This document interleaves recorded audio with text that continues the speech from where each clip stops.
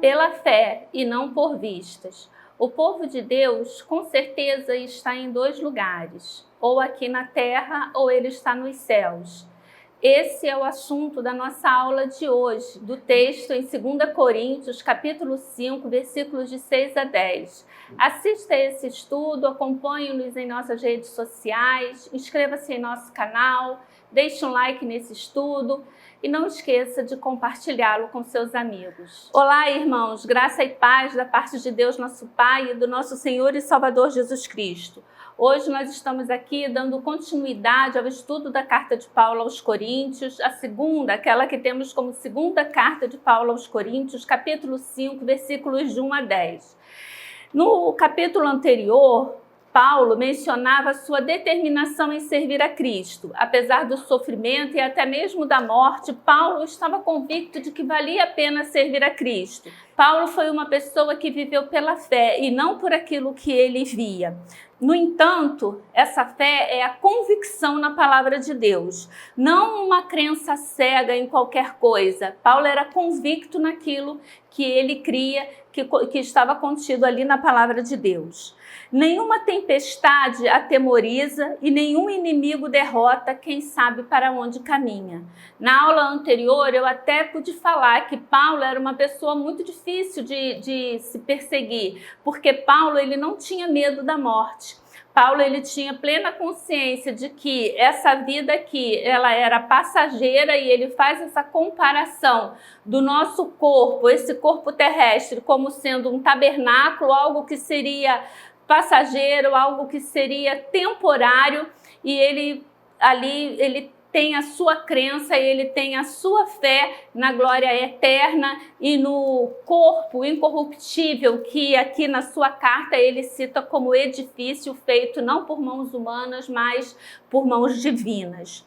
O povo de Deus, ele com certeza está em dois lugares, ou ele está aqui na terra, como eu, você que está me assistindo, ou ele já morreu e ele está no céu.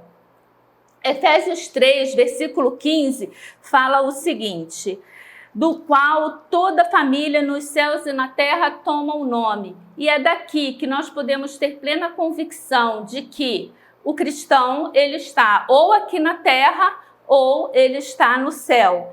Nenhum cristão está na cova, no inferno, ou em algum lugar intermediário entre o céu e a terra. Ou ele está na terra, ou ele está no céu. Os cristãos na terra estão em sua casa terrestre, neste tabernáculo, enquanto o cristão que faleceu, ele já deixou esse corpo, ele deixou essa massa aqui.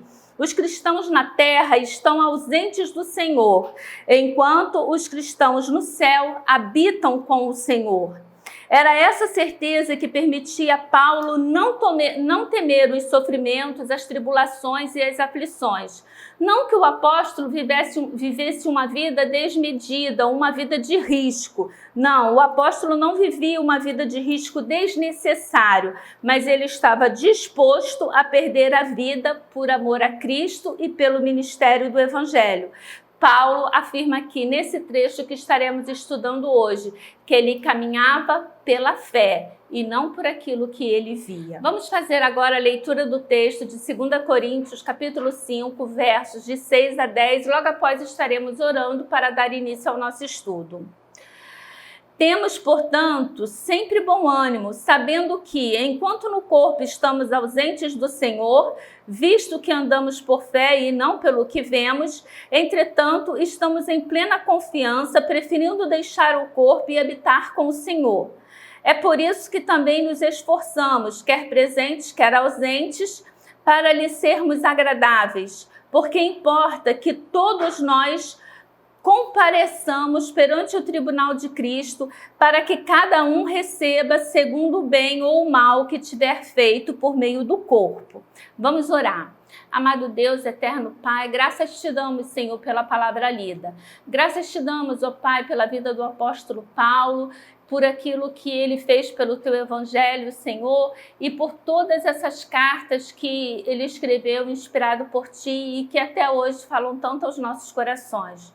Nós te agradecemos, ó Pai, por essa vida dedicada ao evangelho, essa vida que foi martirizada, ó Pai, até a morte, para que mas não desistiu, Senhor, não deixou de pregar o teu evangelho. Queremos, ó Deus, da mesma forma que o apóstolo, poder declarar com fé e convicção que vivemos, Senhor, pela fé que temos em Ti, pela fé que temos, ó Pai, na ressurreição após a nossa morte, e não por aquilo que nós vemos, Senhor, não pelas situações do nosso dia a dia que tantas vezes nos fragilizam e nos tiram, Senhor, do rumo, tiram a nossa vista, ó Pai, do alvo que é Jesus Cristo. É isso que nós te pedimos, ó Pai, e te agradecemos. Pedimos também o pleno entendimento da Tua palavra, que estaremos estudando nesse momento. E que a qualquer tempo que esse estudo venha, ó Deus, ser ministrado para alguém, que vidas possam ser restauradas, que corações possam ser confortados, ó Pai, e que haja, ó Pai, mudança de vida, mudança de comportamento. É o que nós te pedimos, em nome de Jesus. Amém. Então vamos lá, começando o versículo 6 do capítulo 5. Paulo começa esse versículo dizendo: temos, portanto, sempre bom ânimo, temos, portanto, sempre confiança. Paulo começa a aplicar de forma concreta o ensino que ele deu aqui nos versículos de 1 até o versículo 5 desse mesmo capítulo. Esses versículos estão relacionados à escatologia pessoal, ou seja, o que acontece com o indivíduo após a morte. Depois da nossa morte, o que acontece conosco? Então, esses versículos de 1 a 5, Paulo fala sobre isso, e eu acho que vale a pena até a leitura. Paulo diz o seguinte: sabemos que se a nossa casa terrestre, que é esse corpo, ele faz uma referência da casa com relação ao corpo. Sabemos que se a nossa casa terrestre deste tabernáculo se desfizer, temos da parte de Deus um edifício, uma casa não feita por mãos, eterna nos céus. E por isso, neste tabernáculo, gememos, aspirando por sermos revestidos da nossa habitação celestial. Se todavia formos encontrados vestidos e não nus, pois, na verdade, os que estamos neste tabernáculo, gememos angustiados, não por querermos ser despidos, mas revestidos para que o mortal seja absorvido pela vida. Ora, foi o próprio Deus quem nos preparou para isso, outorgando-nos o penhor do Espírito. E aí ele começa no versículo 6, que é o texto que estamos estudando hoje, falando: temos, portanto, sempre bom ânimo. Por que nós temos bom ânimo? Porque nós sabemos aquilo que há de acontecer conosco após a nossa morte. Isso se chama escatologia pessoal. Primeiramente, Paulo nos mostra que termos este conhecimento é um grande privilégio. Sabermos, irmãos, aquilo que estará acontecendo com cada um de nós após a nossa morte, saber que, crendo em Jesus Cristo como meu único e suficiente Salvador, eu tenho a garantia de uma vida eterna, eu tenho a garantia de que quando esse tabernáculo aqui se desfizer, quando a minha alma não mais habitar dentro desse tabernáculo, a minha alma estará em um estado de gozo no céu e eu estarei recebendo um corpo incorruptível, um edifício não feito por mãos humanas, mas feito por mãos divinas. Paulo, em sua carta aos Tessalonicenses, que estavam muito angustiados, porque eles esperavam, irmãos, que logo após ali a morte de Jesus Cristo, e quando Jesus disse que voltaria, que estaria vindo e que levaria a sua igreja, eles esperavam que esse acontecimento ocorresse enquanto eles ainda estavam vivos. E quando as pessoas começaram a morrer, os apóstolos começaram a morrer, pessoas ali da família começaram a morrer, os tessalonicenses começaram a se angustiar, porque eles não tinham certeza daquilo que estaria acontecendo com essas pessoas após a morte. Para que vocês possam entender, eu trouxe aqui, estarei lendo um texto, contido aqui nesse livro, nesse comentário expositivo de 2 Coríntios, que fala a respeito ali do que criam os gregos, em que criam os romanos que aconteceria com o corpo, com o homem após a morte. Eu estarei fazendo a leitura, então, para que os irmãos possam entender o porquê dessa angústia dos Tessalonicenses, o porquê de Paulo estar provando para os coríntios o privilégio que é saber aquilo que estaria acontecendo com eles após a morte e o privilégio que eu e você tem de também termos esse conhecimento. Os gregos e os romanos tinham vários conceitos de vida depois da morte. Uma vez que não havia um texto sagrado canônico para ensinar a doutrina ortodoxa sobre nenhum assunto, os habitantes do mundo antigo tinham diante de si uma ampla variedade de ideias, muitas vezes contraditórias com esse assunto. Os escritos de Homero popularizaram a região sombria chamada Hades, como a melancólica habitação eterna dos mortais. As religiões de mistérios e outros textos populares viam o Elísio ou Campos Elíseos como repouso tranquilo de heróis lendários, de homens e mulheres nobres e dos iniciados nos mistérios. Os epicuristas ensinavam que o ser humano não passa de corpo físico e que quando o corpo morre não resta nada. Monumentos funerários revelam a crença primitiva, mas persistente, de que os mortos tinham algum tipo de vida na sepultura. Com frequência, os túmulos eram abastecidos com alimentos e utensílios para uso dos mortos. Um objeto queimado era um objeto morto e, portanto, podia ser usado por mortos. E, por vezes, eram construídos com aberturas para que fossem colocadas ali novas provisões. Lápides na Macedônia muitas vezes descreviam o falecido como o mítico cavaleiro Trácio, que ascendia à imortalidade. Por mais diversas que sejam essas crenças, e poderíamos citar muitas outras, eram unidas em sua negação da ressurreição física. Ademais, uma vez que a negação de um rejuvenescimento físico depois da morte era ligada à depreciação da existência física, a maioria dos gregos e romanos não concordaria com a versão de Paulo em um estado temporariamente desencarnado, nem encontraria forte consolo como Paulo em habitar com o Senhor durante esse período. Os leitores de Paulo, que em sua maioria tinham em comum essa herança cultural, provavelmente também ficaram perplexos com algumas das ideias que o apóstolo expressa nesse capítulo 5, versículos de 1 a 10.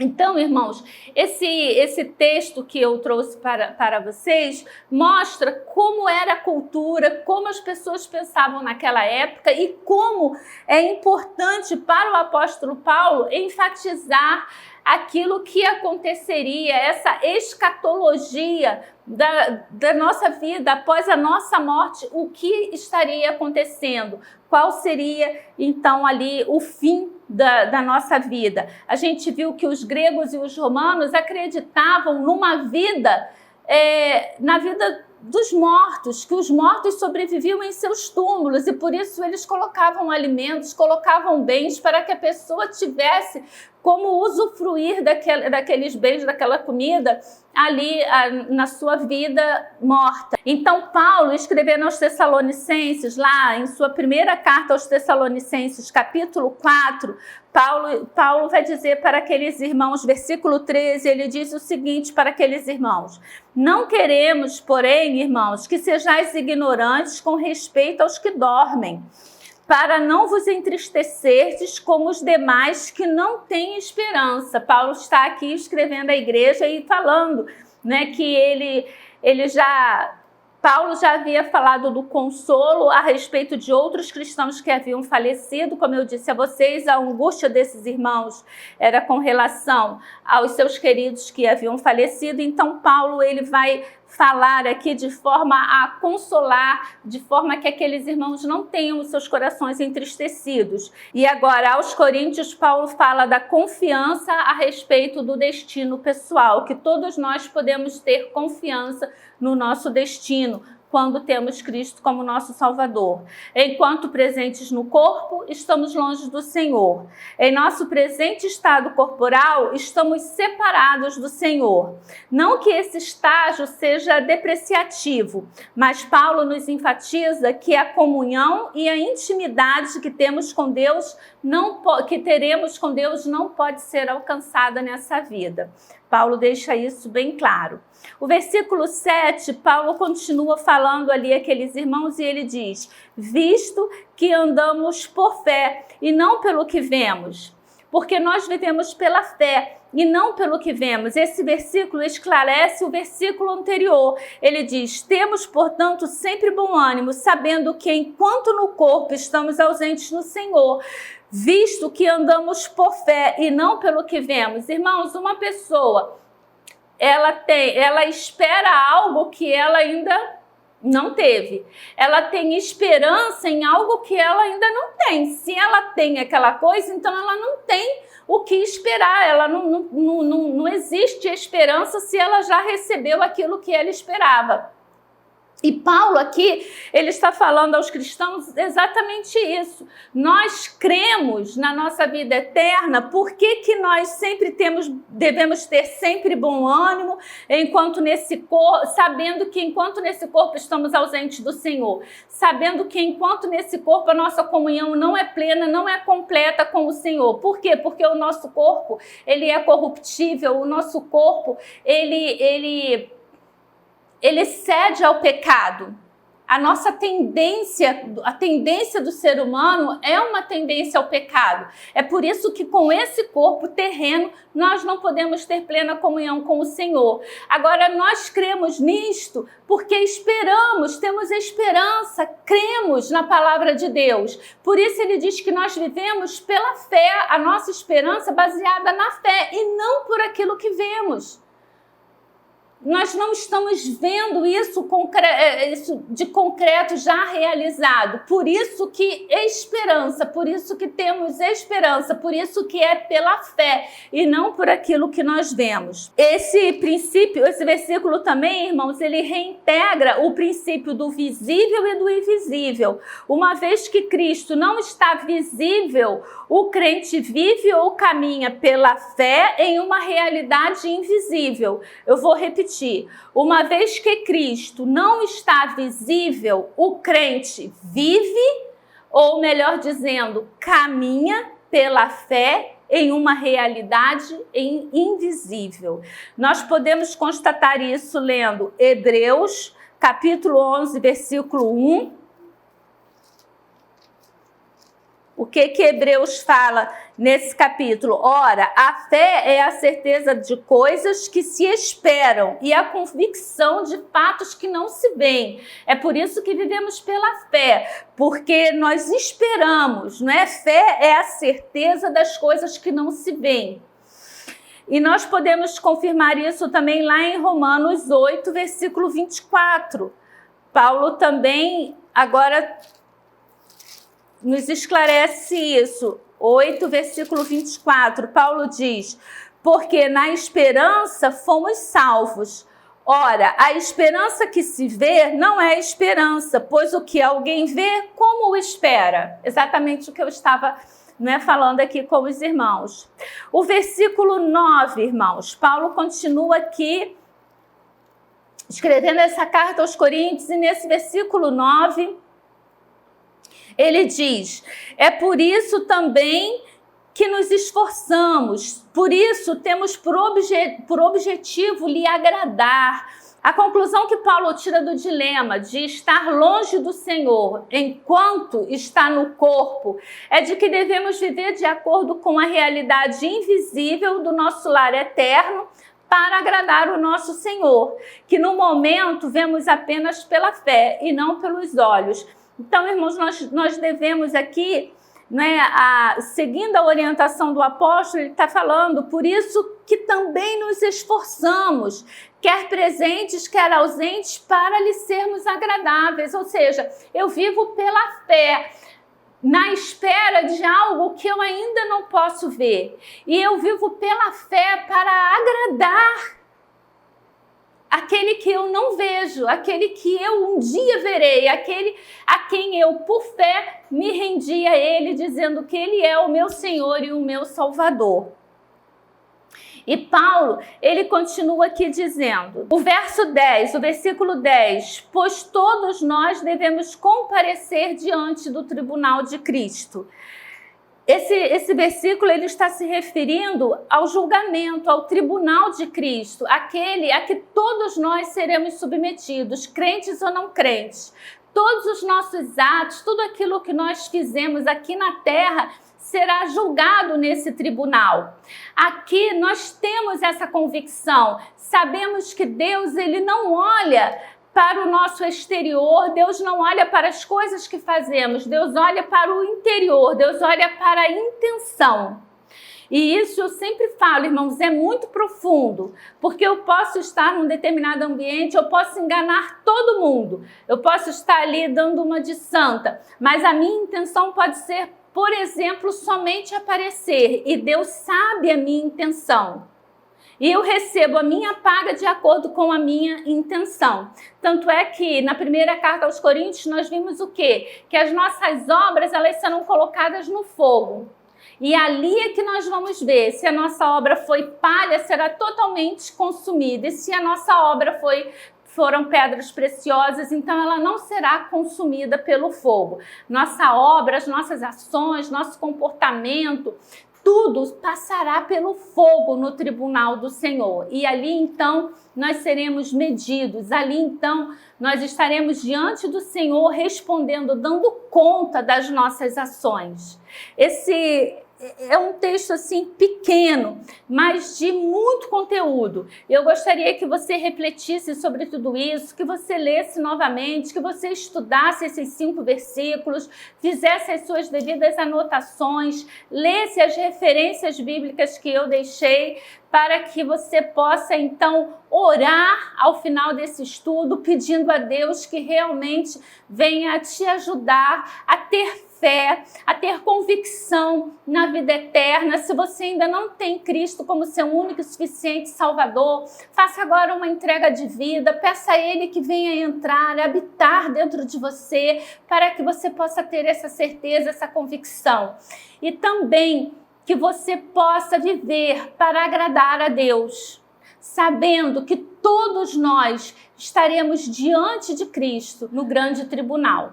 E ali será o grande julgamento e todos nós estaremos sendo julgados pelas nossas ações. Conclusão. Ao recapitular essa parte da carta, podemos ver a coragem de Paulo para enfrentar conflitos sem perder o ânimo. Tinha um ministério glorioso que transformava vidas. Tinha um tesouro valioso dentro de vaso de barro, que era o corpo dele, e desejava compartilhar esse tesouro com o mundo falido. Ele tinha fé confiante que vencia o medo e uma esperança que era tanto o destino quanto uma motivação. Que o Senhor possa continuar falando ao seu coração. Que você tenha um dia abençoado e abençoador. Amém.